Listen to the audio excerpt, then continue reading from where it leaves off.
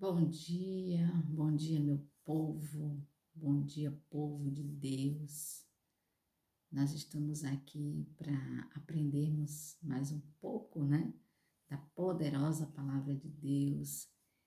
Hoje, sábado, dia 23 de julho, eu estava aqui olhando o caderninho dos pedidos de oração, que estão sendo feitos alguns pedidos durante a semana, algumas pessoas que estão suplicando pelos seus familiares, outras que citam alguns nomes por estarem passando por momentos difíceis, como o nosso irmão Paulo tem pedido pelo casal Juvenal e Cíntia, né?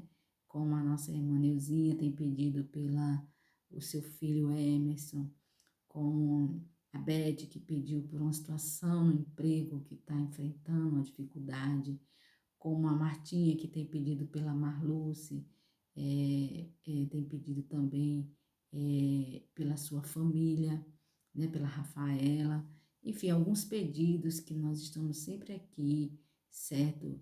Anotando e orando para que Deus, de uma forma muito especial, possa chegar na vida dessas pessoas. Então, por falar nisso, vamos orar, vamos pedir a Deus, né, por esses nomes e tantos outros que são citados também no caderno de oração, é, é, pela Semana de Oração Jovem, que começa hoje em algumas igrejas, né? A Semana de Oração Jovem. Então vamos orar, vamos pedir a Deus, né? Que abençoe e que chegue com providência. Talvez você esteja para tomar uma decisão e ainda não viu, ouviu ou percebeu a voz de Deus. Então, confie nele, entregue, o mais ele fará. Senhor Deus e Pai, nós queremos te agradecer por essa manhã tão linda, Pai, desse sábado.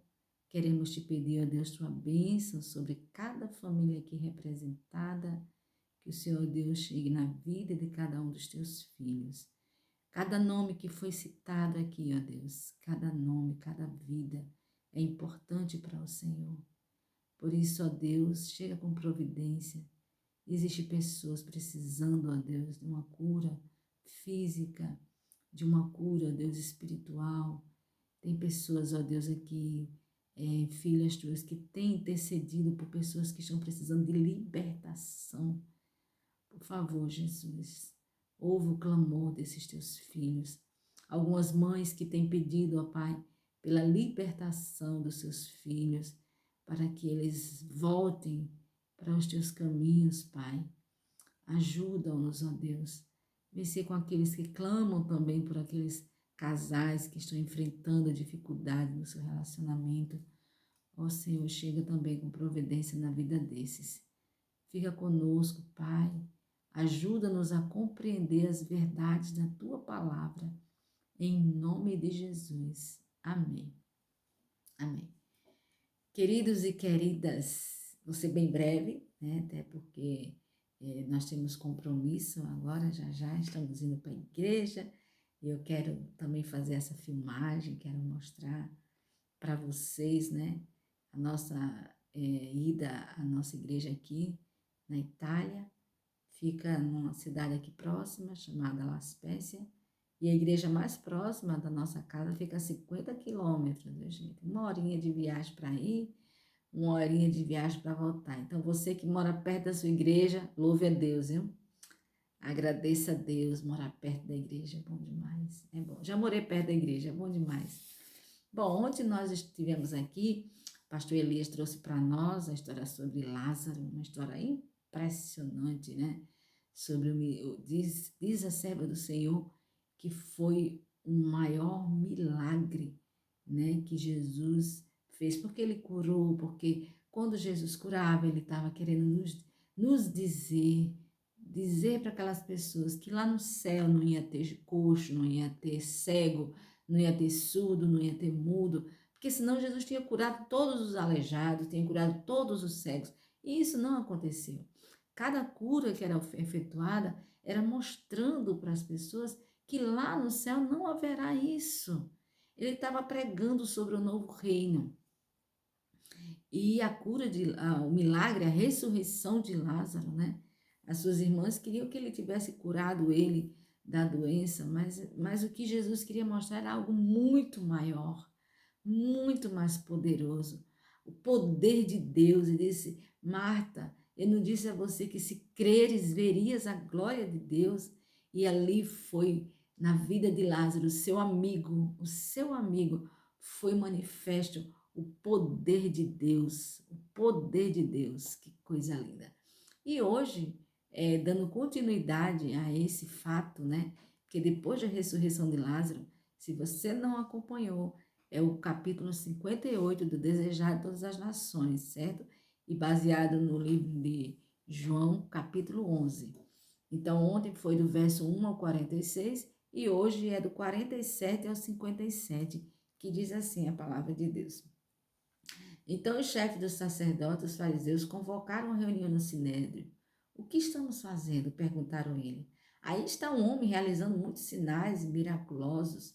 Se o deixarem, todos crerão nele, então os romanos virão e tomarão todo o nosso lugar e a nossa nação. Então um deles, chamado Caifás, que naquele ano era o sumo sacerdote, tomou a palavra e disse: Nada sabeis.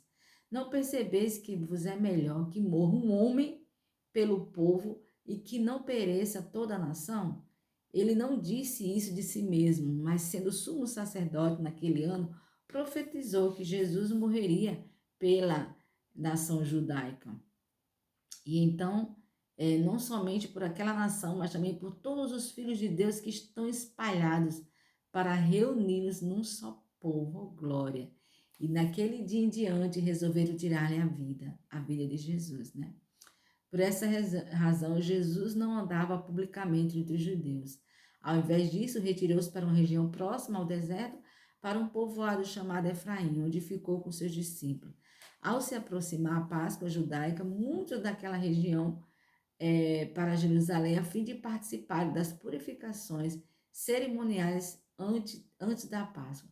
Continuavam procurando Jesus e no templo perguntavam uns aos outros: o que vocês acham? Será que ele virá à festa? Mas os chefes dos sacerdotes, os fariseus, tinham ordenado que, se alguém soubesse onde Jesus estava, o denunciasse para que o pudesse prender. Só que ainda não era o momento. Nós sabemos, baseado nisso que lemos da história né, dessa perseguição, nós percebemos na palavra de Deus que o ministério de Jesus ele durou 3 anos. Diz que foram 3 anos que a humanidade, né, teve a oportunidade de conhecer o caráter de Deus, o amor de Deus, a misericórdia de Deus. E quando, antes mesmo de compreender tudo que nós aprendemos, a gente vê assim, nossa, como foi pouco tempo, né? 3 anos e meio que Jesus passou. Só que quando a gente estuda aqui o relato da palavra de Deus, do Espírito de Profecia, a gente percebe como foi muito esse tempo. Porque Jesus foi perseguido desde o início do seu ministério, desde o início da sua vida, desde o seu nascimento e durante todo o seu ministério, através dos saduceus, através dos fariseus, através dos judeus. E aí acontece esse milagre tremendo e eles se sentem agora acuados, se sentem agora ameaçados. O seu poder, o poder que eles tinham sobre vamos dizer assim, o poder religioso que eles tinham, né, do judaísmo, naquela época, apesar deles estarem sob o jugo romano, mas eles ainda ocupavam seus lugares nos templos e eles tinham medo de perder isso. Então, quando eles viram que Jesus agora se declarara, né, daquela forma, fazendo ressuscitar alguém que está há 4 dias, diz que os olhos das pessoas eram espantados de ver aquele homem, quando Lázaro saiu daquele túmulo depois de 4 dias, gente. Diz que eles ficaram espantados e essa notícia saiu espalhando aí para tudo que é lado, né? E aí chegou nos ouvidos daqueles que odiavam Jesus, que sabe, sentiam que eram ameaçados. Na verdade, a verdade era essa, né? Eles sentiam o poder deles ameaçado. E aí a gente vê aqui no capítulo 59, os sacerdotes tramam. Gente, que tristeza, né? Os homens que deveriam estar estudando as escrituras para compreender que aquele era o Messias, agora eles tramam a própria morte de Jesus. E diz a serva do Senhor, nesse capítulo, né? Que aquele poderoso milagre, né, dava a suprema, né, prova de Deus aos homens. E ali o que aconteceu? Houve uma divisão, porque os saduceus eles não acreditavam na ressurreição e agora eles tiveram que ver. Cientificamente era impossível um homem sair vivo de dentro de um sepulcro depois de 4 dias. E isso deixou eles assim, né? Vamos dizer, não criou na ressurreição, mas agora eles passaram, ficaram, vamos dizer, meio que confusos, né? Depois da ressurreição de Lázaro, eles, então, diz aqui que ficaram, as suas acusações referentes a Jesus ficaram perdidas, porque quando ele ressuscitou a viúva de, quando ele ressuscitou a filha de Jairo, né? Ele disse, não, mas ela apenas dorme. Então ele disse, não, ele está enganando ali as pessoas, ela estava dormindo, ele acordou. Ok. Mas agora com Lázaro é diferente, foi depois de 4 dias, né? E os fariseus, eles acreditavam na ressurreição. Os fariseus acreditavam, mas eles não podiam deixar que esse milagre, né, que era a prova de que o Messias estava sobre eles não podiam aceitar esse fato, né? Eles não queriam aceitar esse fato. E assim, né, nós vemos durante todos esses capítulos, sabe o que aconteceu? Eles se uniram. Os fariseus e os saduceus se uniram mais do que nunca, porque até ali eles eram separados, se unificaram para se opor contra Jesus. Gente, vocês imaginam que situação é essa, né? Então, agora nós vemos aqui, o Sinédrio agora se reúne, né? Aí Nicodemos e José foi tirado dessa reunião, porque eles apoiavam agora o ministério de Jesus, né? E aí eles disseram, e agora, vamos fazer o quê? A gente vai ficar vendo essa situação de braços cruzados? O que vamos fazer? E ali Caifás, por ser o sumo sacerdote, ele não nem se percebera que ele tinha feito uma profecia referente a isso, quando ele disse que um haveria de morrer pela nação. Eles sabiam que viria um que salvaria aquela nação. Só que o que ele dizia é como se, aqui diz assim, né, que essas palavras foram ditas, né, sobre a impressão do Espírito Santo, mas nem ele se apercebeu disso, né? Nem ele se apercebeu dessas próprias palavras. Por quê? Porque Caifás era um homem orgulhoso, cruel, dominador e intolerante. Intolerante. E ele diz, vós não sabeis. Só que eles pensaram assim, Jesus está fazendo toda, né, apresentando essas curas, esses milagres, e eles pensaram assim, poxa, se Jesus está fazendo tudo isso, os romanos, quando virem isso, vão tirar o poder de nós. Então é melhor que morra um, né, morra um do que perder a nação toda, eles pensaram, né? Do que uma nação toda ser destruída. E eles disseram assim, declaramos então que um morra. Na verdade, dizendo isso, Caifás estava tendo conhecimento da profecia, certo? Porém, um pouco limitado, né? Porque era um pouco limitado essa. E nos lábios dele parecia até mentira, sabe? Saindo dos lábios dele, diz a serva do Senhor, essas palavras soavam como mentira, né? Mas o Espírito Santo lhe impressionavam a mente.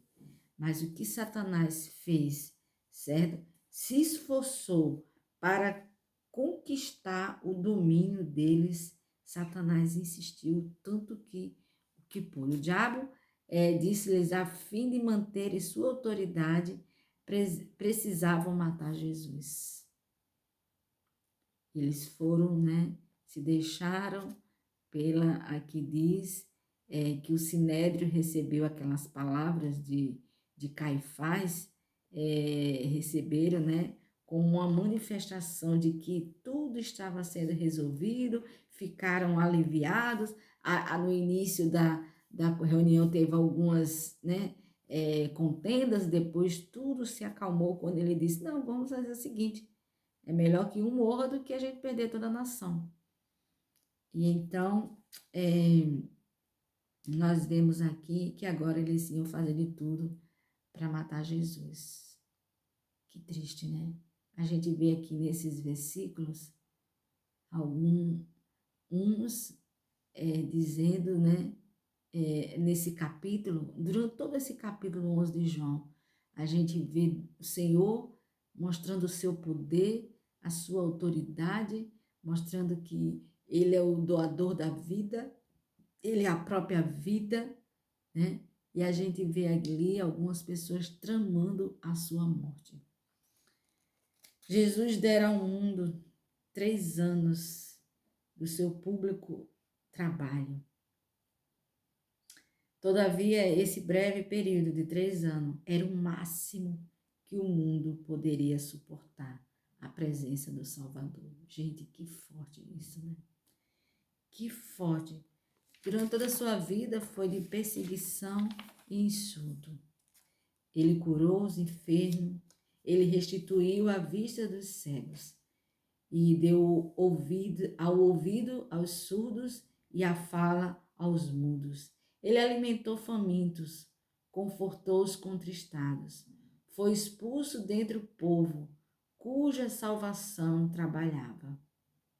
Aquele que caminhara sobre as ondas revoltas e com uma palavra impusera silêncio ao seu furioso bramido. Aquele que expulsara os demônios, o reconheciam como filho de Deus. Todos esses o reconheciam como filhos de Deus. Aquele que interrompera o sono da morte, que prendia milhares por suas palavras de sabedoria, não pôde alcançar o coração dos que estavam cegos pelo preconceito, pelo ódio, obstinaram e rejeitaram a sua luz. Que forte isso, né? Que forte essas palavras. Aquele que veio para nos trazer a salvação e aqueles que deveriam ter estudado para compreender que eles estavam diante do Messias, do Salvador. Estavam cegos por causa do poder, por causa do ódio, por causa do preconceito e rejeitaram a luz. Essa manhã eu faço um apelo a todos nós para que possamos não rejeitar essa luz, para que possamos aceitar essa mensagem de Jesus como nosso Salvador. Você o reconhece como seu Salvador? Diga assim: eu creio que Jesus é o meu Salvador, pois tudo que Ele fez foi para nos salvar. Todas as suas obras foram para demonstrar um Deus que veio salvar a humanidade dos seus pecados. Que Deus nos ajude, que o Senhor nos abençoe, que nós possamos abrir os nossos olhos e contemplar as maravilhas da poderosa palavra de Deus a cada dia. Senhor Deus e Pai, ajuda-nos, ó Deus, na compreensão da Tua palavra. Que possamos, ó Deus, compreender que tudo que o Senhor fez foi para nos salvar. Tudo que estava ao seu alcance, Pai. O céu trabalha em prol da salvação do homem. Que nós possamos aceitar, Senhor, esse sacrifício e reconhecê-lo como nosso Salvador. Essa é a nossa oração, em nome de Jesus. Amém. Amém. Que Deus te abençoe, Tenha um ótimo sábado. Abençoe sua família, sua vida. Se entregue a Ele hoje como nunca em toda a sua vida. Que Deus abençoe. Fique na paz. E amanhã tem mais, em nome de Jesus. Tchau, tchau.